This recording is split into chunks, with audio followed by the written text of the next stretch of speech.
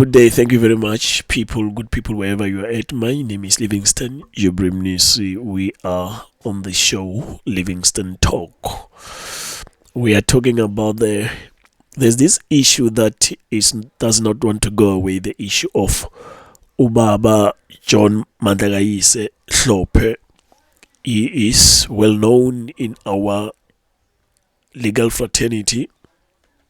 He was a judge president in the Western Cape. He was appointed the judge in that division. I think it was in 1995, if my memory serves me well. He was appointed there by the president and Nelson Mandela.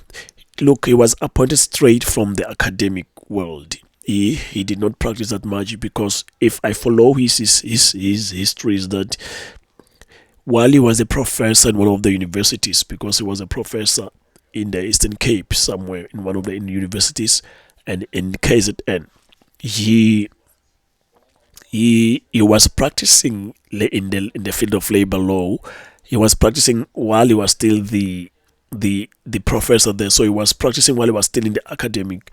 So, and after 1994 democratic elections, he is the first black judge to be appointed in that division, the Western Cape High Court division of the High Court, by the President Nelson Mandela, like I've said earlier.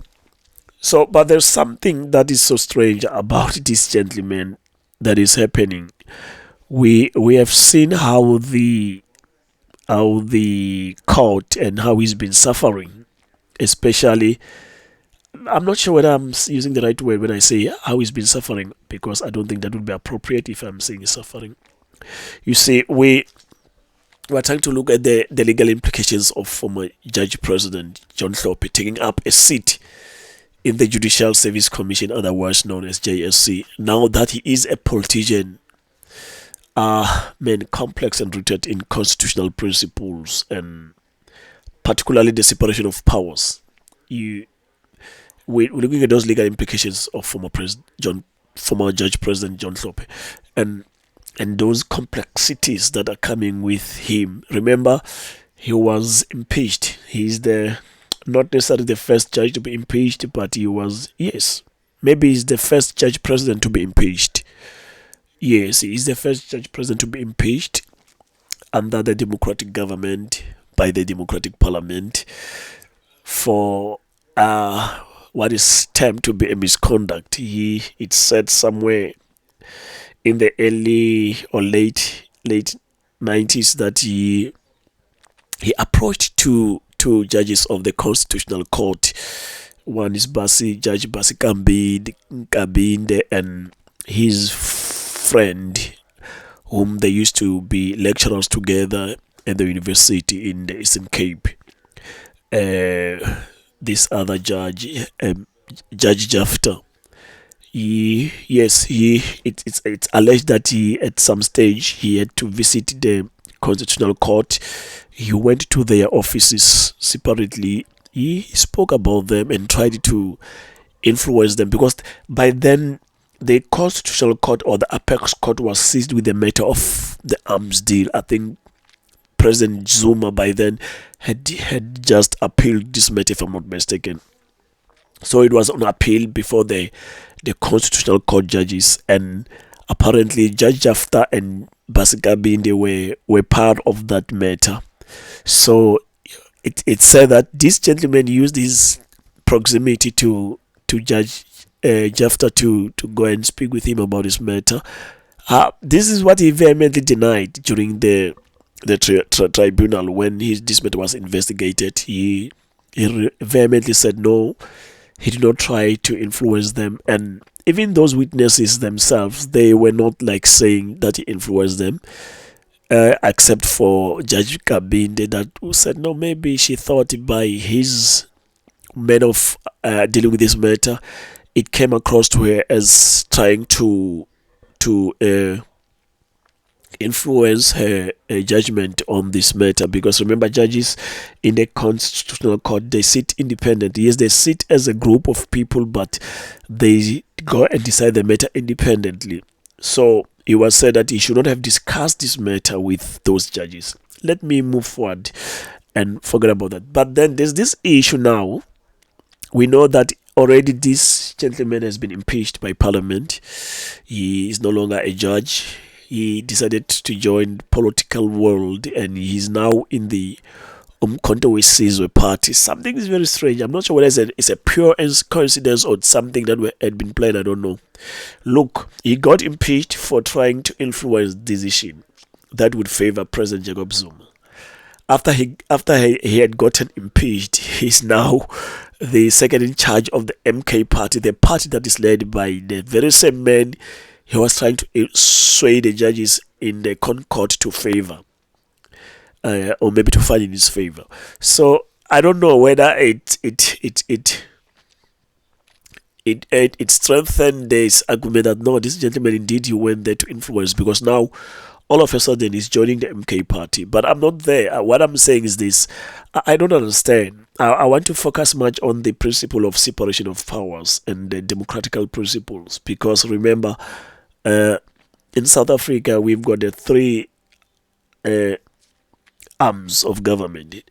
Did I say it right? We've got the executive, we've got the parliament, we've got the judiciary. These three arms, they operate independently of each other. Yes, they support one another, but they operate independently. What do I mean by that? This is what I'm saying. The parliament cannot tell the judges how to decide the matters. The executive cannot tell the parliament how to run the business in the legislature. So is the judiciary cannot tell these two arms of state how to run their business. But it seems in South Africa, the judiciary has got an upper hand of all these other arms of state, because we have seen a lot of things that the judiciary have said about the other arms of state, about the executive, about the parliament. But I'm yet to see anywhere, or any case law, or any a classical example where it was indicated that the parliament told the judges that they should not judge their matters like this, or they should not run their issues like this, or where the executive told the judges something of that nature. But in most cases, I have seen the judges. Lot of cases have come to the attention where the judge said, "No, Parliament, you failed to do your job here. You should have done this and this and that. Go and do it. Executive, you failed to do your job here. You should have done this and that, and go and do it." And so I don't know why this, maybe the line between the separation, about this principle of separation of power, when it applies to the judiciary, it's very, it's not there. But when it applies uh, from the other arms of state, like the legislature, the parliament, and executive, it seems like it's very visible. But when it's about the judicial telling the other two arms of state, that line is invisible. You cannot see it, because, and even the academic, those that are educated and they understand law, even the professors of law, they are saying nothing about this. But I'm just saying it, Mina, as a person, with my interest in law, studying law as an individual who studied law or studying law. We were told that the separation of power means that it means that the other arm of state cannot encroach in the field or in the area of other arm of state. But hey, in South Africa, the judicial it's very strong, man. I'm not sure. Maybe it's because of our democracy, or maybe we are a constitutional democracy. That's why. Because yes, other countries are democratic states, but they're not constitutional. So in this instance, everything that we do should be looked at by the constitution. So and the constitution and the courts are the custodian of our laws. So if another sphere of government, our arm of government, violates the laws, that's when the court comes in and say, no, but now you are overdoing it. You should have done it this way. Go back and redo it. So let me stop there. But well, of late, yesterday, or maybe let me go back a bit, 3 months or 2 months ago, the Concord dismissed this case when the MK party and Judge Hlophe went to constitutional court.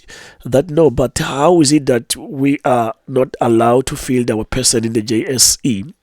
And Hlophe said, but how is it that I'm not allowed to go and sit there because now I am the member of parliament? It has nothing to do with me being a judge. I'm not a judge there.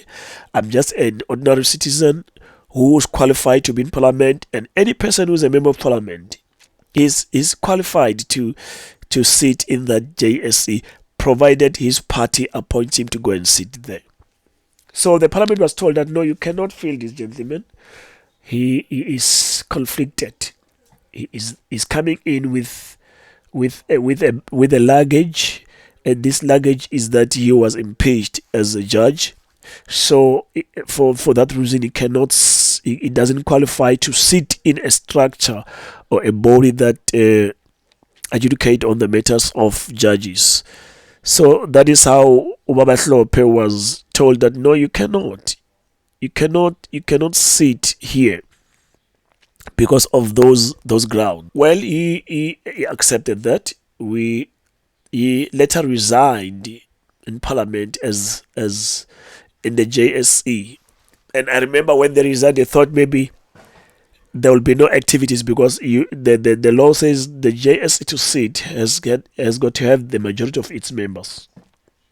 So, but then, let me not dwell on that. I don't want to discuss it. But what I want to discuss now is what's so special about the JSE that Ubaba Hlophe cannot sit. We tried. There's this argument against this appointment to the JSE. Let me rather outline these arguments that are labeled there, that are mentioned. One, it's an impeachment and judicial misconduct. This is one of the reasons. Let me say something. Look, Hlophe was impeached for attempting to influence constitutional court judges in favor of former President Jacob Zuma in the arms deal case. That's number one. Well, then number two is that the Judicial Conduct Tribunal found him guilty of gross misconduct, which led to his removal from the judiciary. That is number two. Let's look at number three. Number three is his impeachment raises concerns about his suitability for judicial appointments and oversight. Now they are saying that, look, this guy, he cannot sit. One, he was impeached. Two, he cannot sit because he was found guilty for gross misconduct by the Judicial Conduct Tribunal. Three, because he was impeached, then that it cast aspersion on him. It says he is not suitable to serve on that body because that body is responsible for judicial appointments and oversight. So the duty of the JSE is to play a watchdog on judicial appointments, on judges. They appoint judges, they discipline judges, or maybe they appoint board that will discipline judges. So it cannot be that a man who has been found guilty as a judge can now come and ask questions in an interview for other judges and what not. Yes, I've just outlined that. It's those kind of reasons that this gentleman is not allowed to sit there. But let us look at this point, the judicial independence and integrity. Because sometimes we know that, yes, there are those laws, but let us look at the independence of judicial and its integrity. Look, the JSE plays a crucial role in ensuring the independence and integrity of the judicial. That is the role of the JSE. It ensures that there's this independence and integrity of the judicial. Allowing an impeached judge to participate in this process could undermine public trust in the commission. You see, it's just an assumption that is being said now that it could, or it could, because once it could, it means it's just what people are assuming, Gori. If this judge is allowed to sit, people will start to say, no, but this judicial JSE is no longer well credible, and its integrity is now questionable because there is someone who's sitting there. But in the very same parliament, there are people who were convicted before, people who were charged. Some are convicts who served their time. Maybe they were criminals, but now they are in parliament. So some I'm not talking about, yeah. Let me rather say that there's no question about criminals, those that were found guilty, even if they did not, they fall within the threshold that was legislated, that if you were found guilty with a fine and the minimum of this and this, whatever, you still qualify to be a member of parliament. But the fact that somebody stood before the court and the court convicted them and found them guilty, it made them criminals. But now, because there's that threshold that was promulgated by the law, or that's permissible in terms of law, they are allowed to go and sit in the judiciary, in the JSE, and in parliament itself. The process that makes laws, the very laws that they broke before, it's fine. I'm just looking at the reason that this gentleman is not allowed is because they wanted to look at to protect the judicial independence and its integrity. Those are the reasons, because they believe that if he sits there, it will erode the trust that people have on the JSE. It will be eroded somehow or somewhat. Let's go down a bit and see. But look, the legal experts, those exponents of law, argue that his presence in the JSE could compromise its ability to fairly assess judicial candidates and disciplinary matters. I don't understand this. Maybe those exponents, those legal exponents or experts, need to be clear, because when they put statement like that without putting flesh on it leaves a lot to be desired for. Look, you cannot just come and say because this man was impeached, then now his presence in the JSE could compromise its ability to fend. How?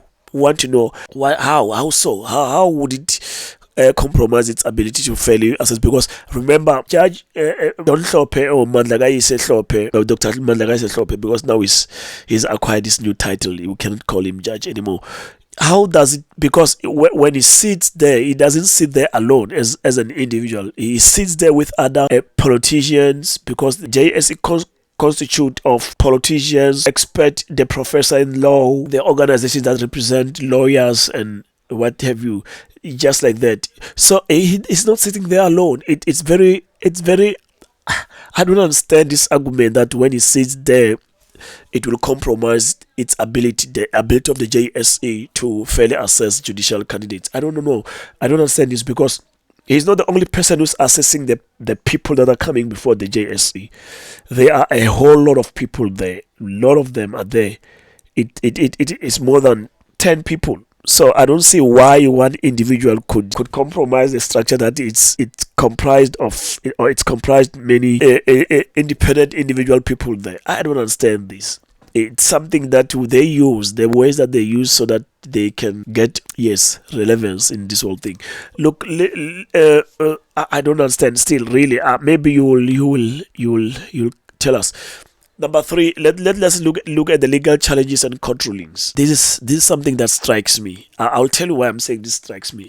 Let me tell you, the Western Cape High Court issued an interdict barring Hlophe from participating in these JSE interviews, citing concerns over his past misconduct.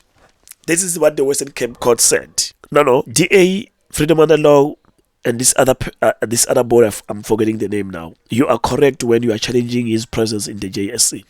Look, this man, in fact, should not be allowed to go and sit there. Something is very strange here. But let me tell you something. Well, they're saying if Mandlakaise Hlophe, Dr. Hlophe, sits in the JSE, his presence there will tarnish the image of JSE in a nutshell. Remember, this person that we're talking about, in my intro, I've said he is the judge who was appointed as a black judge for the first time in South Africa in 1995 by President Nelson Mandela in the division of Western Cape. That division was white or colored, if I'm not mistaken. So he's the first black person to be appointed there. Something is strange. The DA, when they want to challenge his rights to sit in the JSE, they don't go to any other court in South Africa. They choose the Western Cape, the very same court that he was the judge president, the very same court where he was impeached from. I'm not sure if it makes sense, because to me, already an apprehension of bias in terms of judgment. I'm not casting aspersion on the judges, but it tells me that, because if I was a judge president of this division and I got impeached, now I'm appointed as a parliamentarian to sit in the JSA, a board that deals with the judicial issues. Then DA takes my matter to the very same court where I was the judge president. And they wanted the judge who was my subordinate there, the judge whom I was allocating cases to adjudicate on my matter. Well, man, I don't understand this thing. I'm not saying anything. I don't want to cast any aspersion on the judges there, but to me, I think this is where you find judges say, no, but I want to recuse myself, because I don't think in that division the judges in that division will be able to adjudicate in this matter with free, fair, and without bias or prejudice in this whole issue. Because look, the person they're going to hear the matter about is that somebody whom was their leader. It was somebody who was allocating cases to them. Maybe it's normal in the workplace that you've got people that don't get along very well with you. I don't know the situation with Dr. Hlophe with his judges in the Western Cape, but to take the matter against him to the very same court, I don't know. Maybe people understand it better than me. I don't want to dwell much on that. Let's look at this point. The court ruled that his appointment was legally irrational and undermined the integrity of the JSC. That's what the court said. The very Western Cape Court. It is the judge whom was serving under the JP Hlophe. This judge that heard this matter of DA and freedom under law and this other third body that I'm forgetting now, used to work under Judge Hlophe. And now is the very same judge saying, no, but my former JP cannot be appointed as a member of JSC. That appointment is irrational. Now they're telling Parliament. Now the judge is telling the Parliament that you, Parliament, appointing Judge Hlophe in that position was very irrational, number one, and undermines the integrity of the JSE. I don't understand this. Well, but the judge has spoken. What the judge says becomes the law, unless it was reviewed on appeal and somehow. But now the law is Judge President Hlophe cannot go and sit there because his appointment was irrational. It says the Parliament failed to do the proper oversight in this whole matter. It says now it's calling the Parliament. The Parliament, you failed to follow your laws, your processes. You cannot appoint somebody who has been impeached. You cannot appoint somebody who has been found of gross misconduct, of trying to influence judges of the apex court in the land. Those are some of the things. That's why I introduced the principle of separation of power. The Parliament works on its principle. The court works on its principle.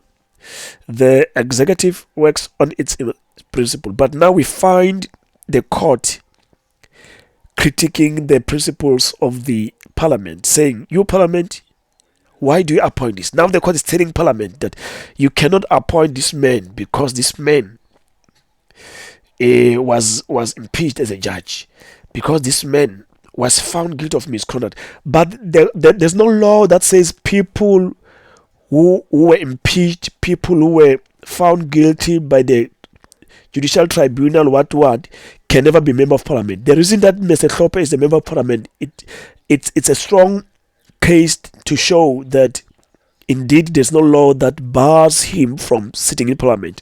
So if he's allowed to sit in Parliament, which is the motherboard of all these committees, of these other bodies that are there in Parliament, the JSE and other committees there, the Parliament is the highest structure. So Mr. Hlophe is good enough to sit in Parliament and make laws of this country. but it's not good enough to sit in a JSE, a body that interviews people for positions. My goodness me. I want to stop there. I don't want to go any deeper, lest I've become in trouble.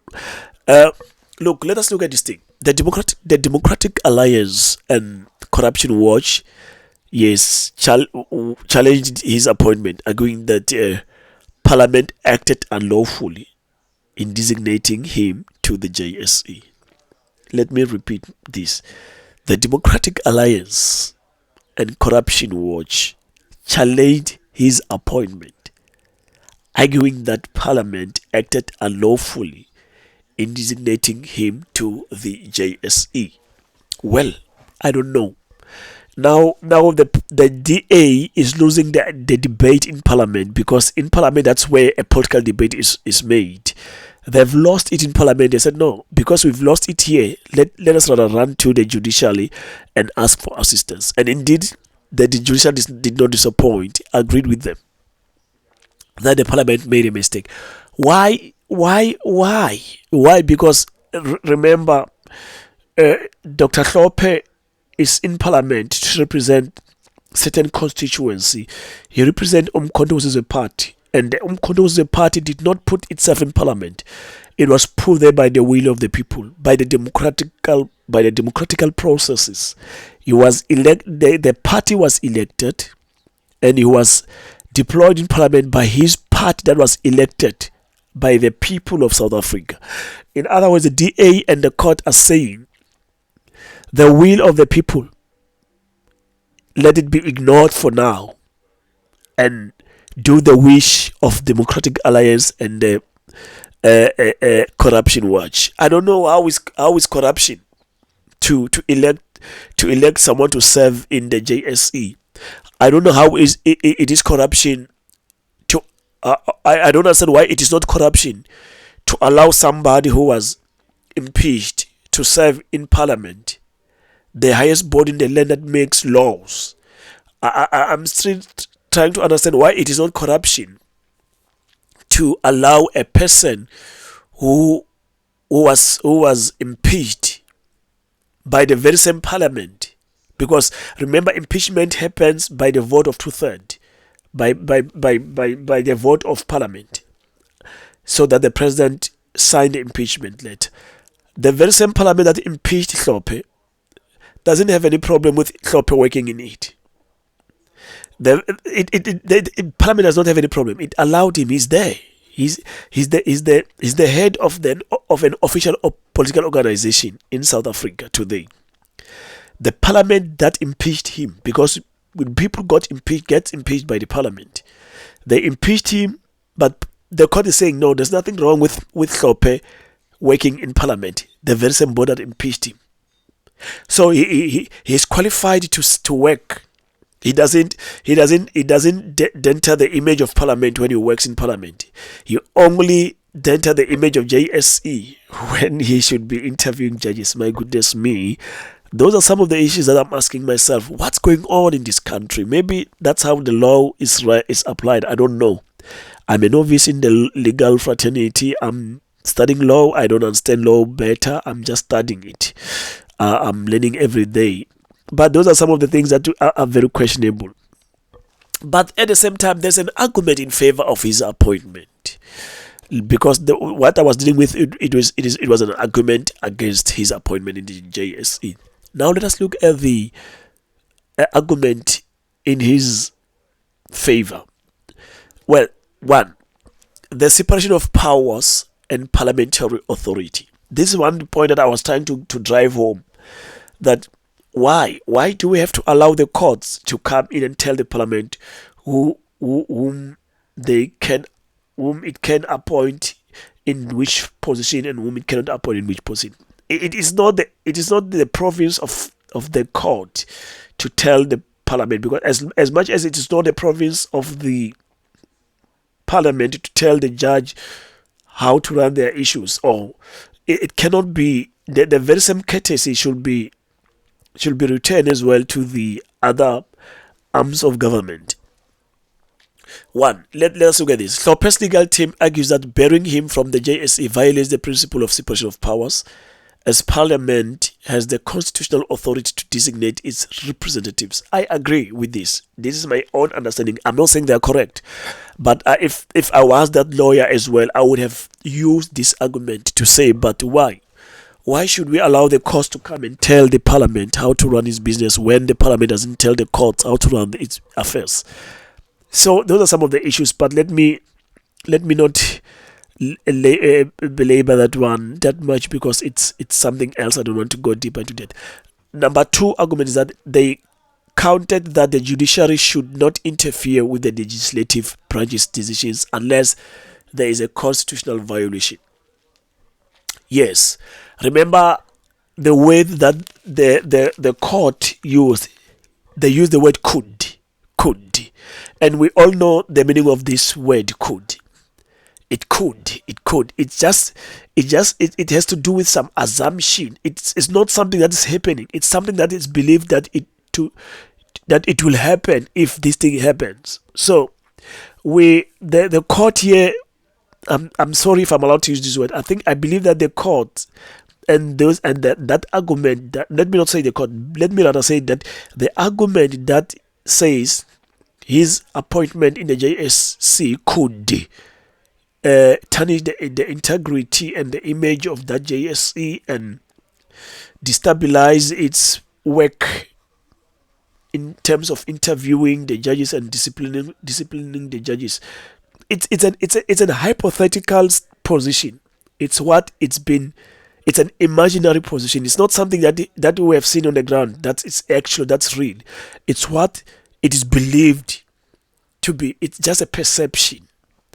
But anyway, let me not dwell much on that. They counted that the judiciary should not interfere with the legislative branch's decisions unless there is a constitutional violation. We've never taken to any law of the country that says somebody who has been impeached, especially somebody who was a judge, can never take up a position in Parliament. There's no such a law.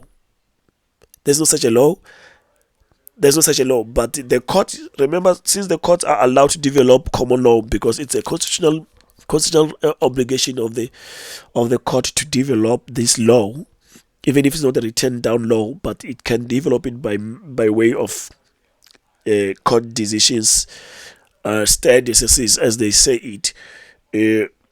Well, we our hands and lips are bound and tied in that way because, well, the court will say, as a court, it's our duty to interpret the law.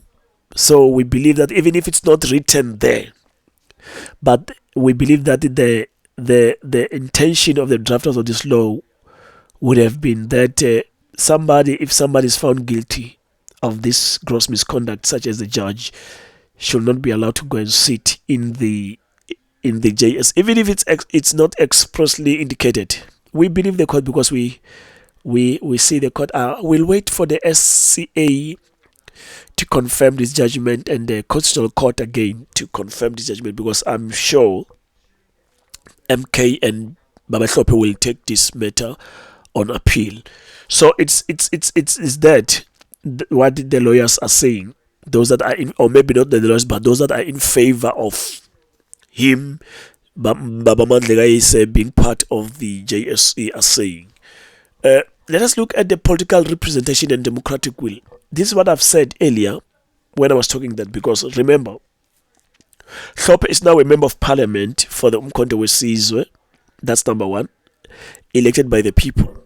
So any person who has taken their time and go to voting stations and cast their vote next to the head of President Jacob Zuma of Umkhonto weSizwe, they were giving mandate to whoever was in the party list of parliamentarians, that if Hlophe was number 2, he should be in parliament. And we did, and indeed we saw him taking an oath of office in parliament. He was sworn in parliament. There was no issue that no, but you cannot be here, because remember, you were impeached. Remember, you don't qualify to sit in the JSE in parliament because of this and that. The only disqualification is only seen when he should be sitting in the JSC. But then these are saying, let us look at the political representation and the democratic will. It means this process, the court is saying what people have decided, especially those who have voted for Umkhonto weSizwe, should be disregarded now, because no, it should be the court's voice that takes its center stage. We don't have any problem with that. If the court decides the law, it decides the law. But we are looking at the people's will and the democratic will. People will vote for their political parties. And political parties will send its representatives in parliament. People voted for Umkhonto weSizwe. Umkhonto weSizwe sent its people in parliament. And Umkhonto weSizwe in parliament, there are those committees that are there in parliament. They send their people according to their skill and everything. And it was only befitting for Ubaba Hlophe to go and sit in the JSC. Given his experience, he's been sitting in this JSC while he was a judge president. Whenever there was an interview of the Western Cape Division, he would be the first person to ask questions there. He would sit in that body. Now, he's no longer a relevant person. You know why? Because he was not convicted by the court of law. He was convicted in the tribunal, judicial tribunal. I don't know whether the judicial tribunal has got the same power as the court of law. If that was the case, it means if Hlophe was found guilty, if it had the same power as the court, it means when this person was found guilty, he would have been sent in jail. But this was as far as deciding the matter of whether this guy was trying to influence these two judges. It was only to answer that. So I don't know whether the judicial tribunal now have got power as the courts of this land have. I don't know. It's something that will be answered by the constitutional experts in that instances. But I doubt if the judicial tribunal, same as the commission of inquiries, they don't have this power of the court. They give recommendations. They don't give judgment. So Hlophe now, I don't know. Hlophe now is found guilty at the strength of recommendation.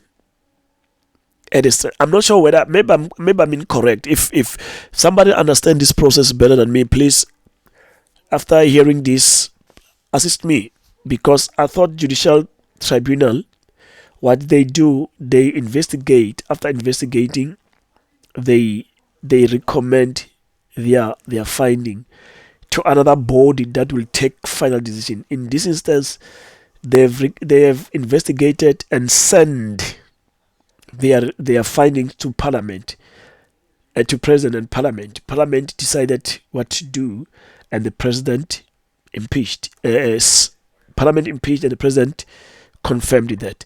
So I don't know. Maybe our judicial tribunal these days have got power of the court, because I don't know. Let me move on that. I don't want to dwell much on that.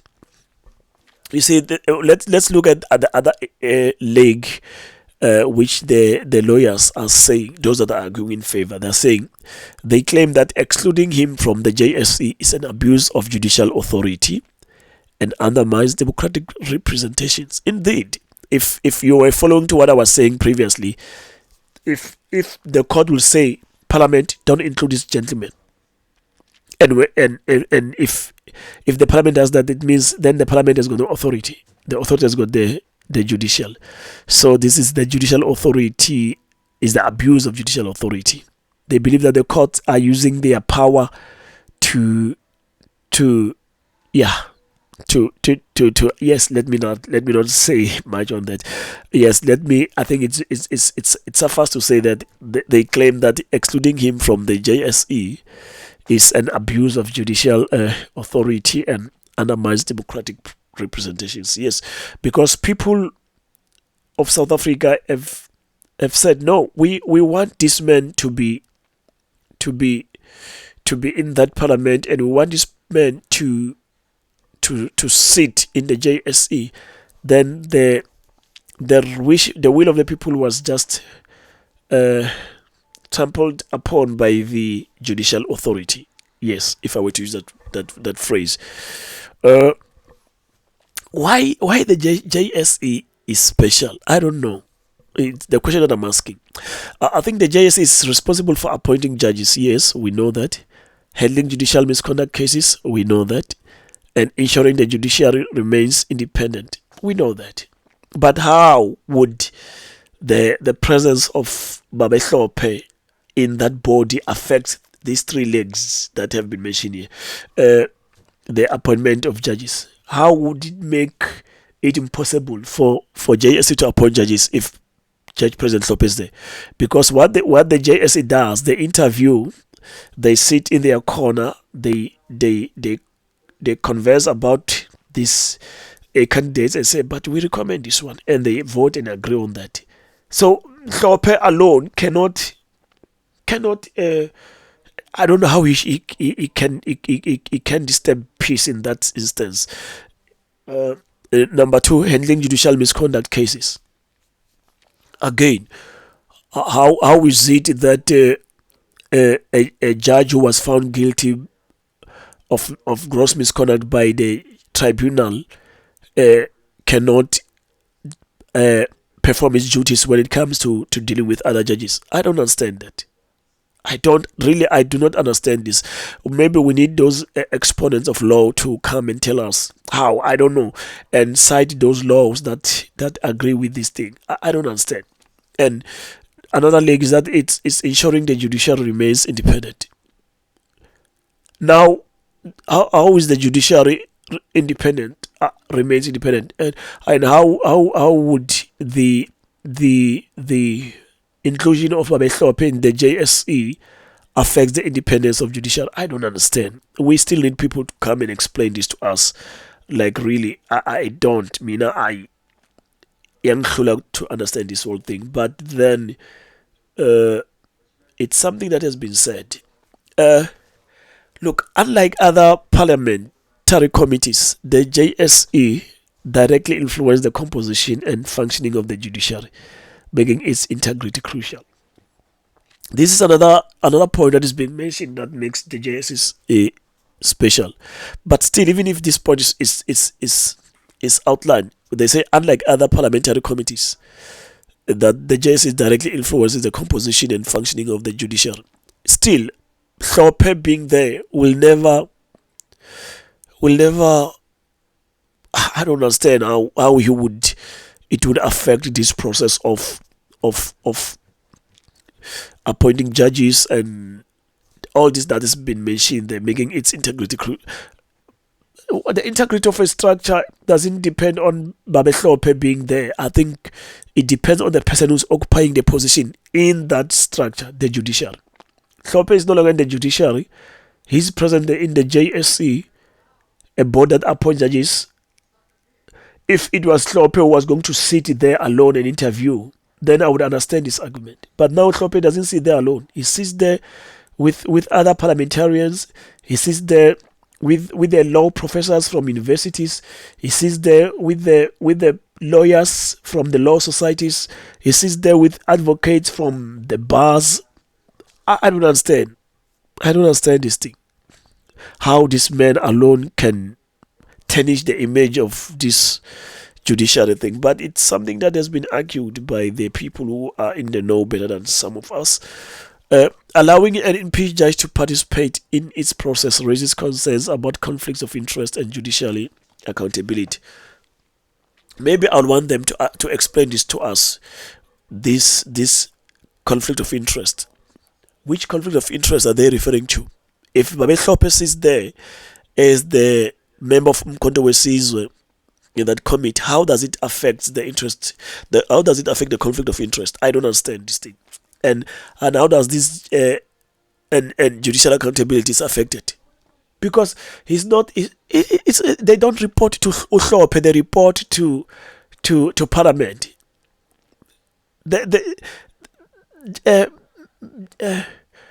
Judges report to Parliament because there is this uh, now Chief Justice who goes to Parliament and account in most cases. That's how the judicial account. They don't account to JSE. Where father it's the same thing when the office of the judge of the Chief Justice goes to Parliament, they will find Hlophe there. He will be in the committee, maybe of the Justice Portfolio Committee, and this will be dealing with the judicial. I don't understand this debate, but anyway, it's not for me to say. I'm just bringing in on for people to digest it. Look, finally, let's look at this. The debate over Hlophe's role in the JSE highlights really the tension between judicial independence, parliamentary authority, and democratic representation. The final legal outcome really will likely set a precedent for how South Africa balances this principle in future cases.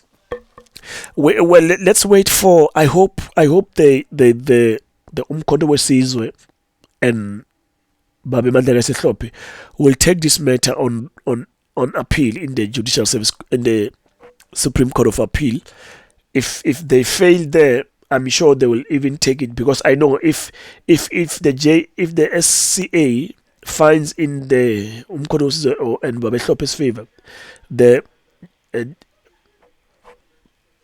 DA and their partners will take this matter on appeal direct to Constitutional Court. So whichever way, if it favors the DA, the Umkhonto weSizwe will take it to Constitutional Court, and when it favors the Umkhonto weSizwe, the DA and Freedom Under Law and this other body will take it to Constitutional Court. We really want to benefit from the full bench of the Supreme Court of Appeal, because we know the judges are going to be 5 there sitting, listening to this matter. If it fails there, whoever wins it there will take it to Constitutional Court, and we'll have the benefit of 11 judges sitting there deliberating it, or maybe the minimum of 9 judges deliberating this whole matter and giving us a solution. Because now this is where it comes to the point where the final legal outcome will likely set a precedent for how South African balances this principle in future cases.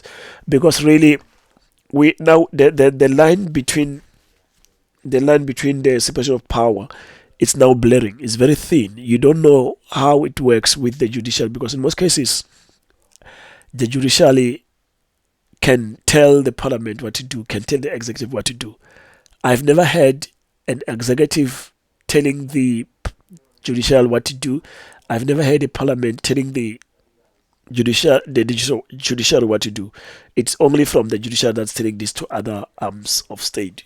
But then it's something that we wanted us to discuss. Then, well, that's me, Livingston Jubrimi, trying to understand this whole issue of Babe John Hlophe and these legal woes, because now we know that yesterday they have lost this case again in the Western Cape. My worry about this whole thing is that the Western Cape should not be the court where this matter is heard. I know it's very close to Parliament, but we should have tried the other courts, maybe high courts, because Western Cape, to me, the conflict of interest is also arising there, because Judge Babe Hlophe was there as a JP. Or maybe we believe that the judges cannot be influenced by the current affairs and the external factors. Well, we believe that. The judicial independence, they always say that. But are the judges not voting?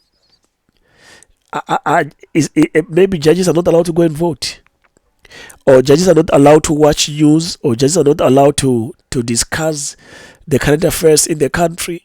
So if judges are human beings, judges are not robots. Judges have got emotions.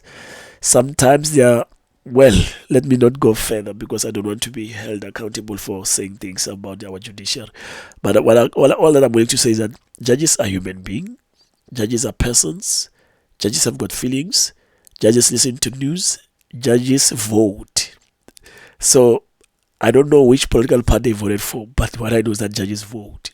So the fact that judges vote, judges walk in the street that other people are walking in South Africa, that is a very difficult issue for me to understand why we talk of judicial independence. But thank you very much for giving us your time to listen to us and speak about this whole thing. If we did not capture the issues correctly, please do feel free to come on board and correct us. Our telephone line is 076 1435627, or you can catch up on. Yes, this is 076 1435627. It's a line, telephone line, and a WhatsApp number. Or you can also catch us on 083 767 4521. That is WhatsApp only. 083 767 4521. Or you can just catch us on. Yes, we are on Facebook, Livingston Nisi. That's our Facebook. You can catch us on Stone Nisi. It's also our Facebook. You can catch us on Stone Media House page. That's where you can get us, Stone Media House page. We are also on TikTok. That's Livingston Nisi on TikTok. That's where you can catch us and contribute to this issue that we're talking about. We're talking about these issues, the legal issues, the legal wars of Babe John Mandlakaise Hlophe that is going through right now, and how he's been said that he doesn't qualify to be the member of the JSA. Thank you very much for giving us your time. I love you all. Let us talk on the other platform. Thank you. Bye-bye.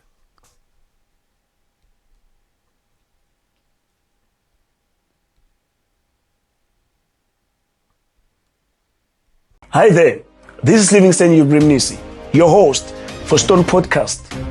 Stone Podcast brings you a whole new experience, a television and a radio brought together and made one. For the first time, you'll have an up-close and personal contact with your community leaders through live and pre-recorded interviews, from socio-economic news to political spectrum, from the business to entertainment and sports space. And of course, the lens of our forever ready cameras will fall on the local news to keep you abreast and up to speed with your immediate surroundings. Never again will you go hungry for current affairs, local news, business news, sports, and entertainment. You can count on us, the brand that is prepared to keep you updated. Where you cannot be, we will be. We shall be your eye, we shall be your ear, and we shall be your mouthpiece. No distance shall limit us.